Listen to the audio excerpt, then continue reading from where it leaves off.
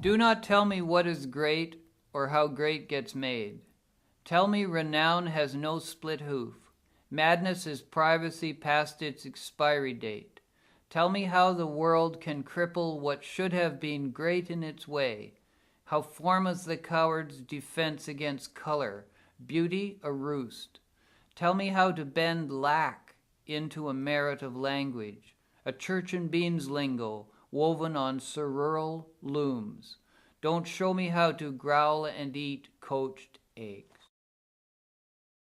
The fall wind rushing through the dry corn, in all of the cornfields for miles around here. The paper applause of an ancient voice that has just come around with some news.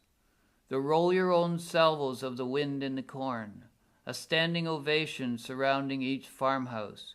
Shh, bravura, shh.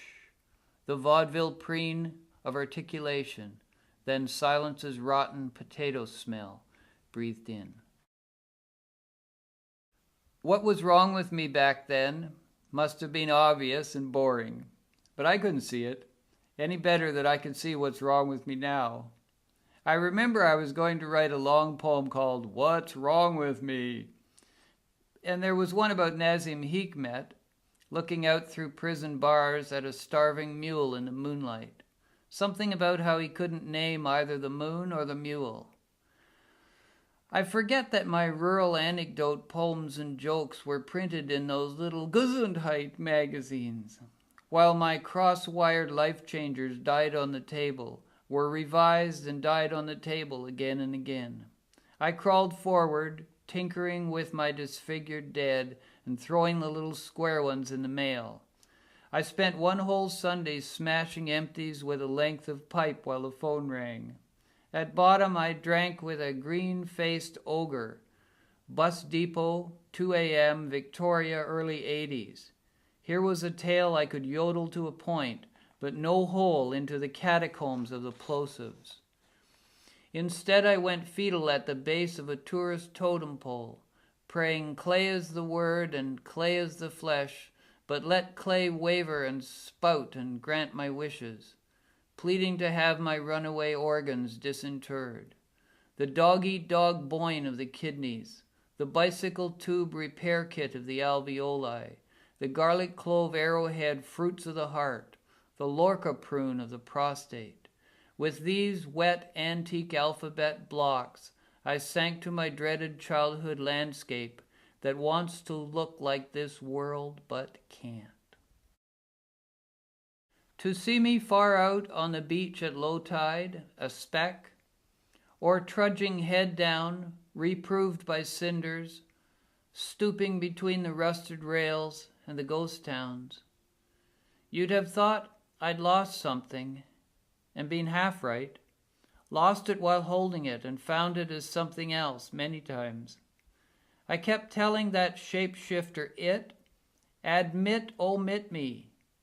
The low foe and the wound in the frost were loud, but the seeking was reverent play I couldn't help. You'd have thought I'd lost something upstairs. Then there was no roof but grass and the rain on it, distant multitudes, a roar full of shiny crumbling bits, a train wave. I moved by the handful and became. These Presbyterian Highlands sniffed, indignant to be demonized by tiny limestone bones.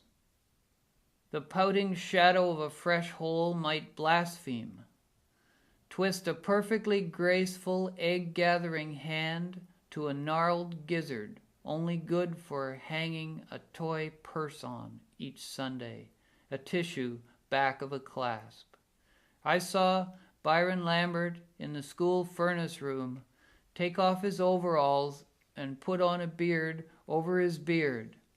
I grant each year its glowing paunch and shank, not mummery, each stark as the first years I knew here, the Salvation Army's bushel of puzzles and molded hair, its turkey pound hard, the blind horse's eye, some doing, to tenderize it all now as game, gobble, gravy, wish.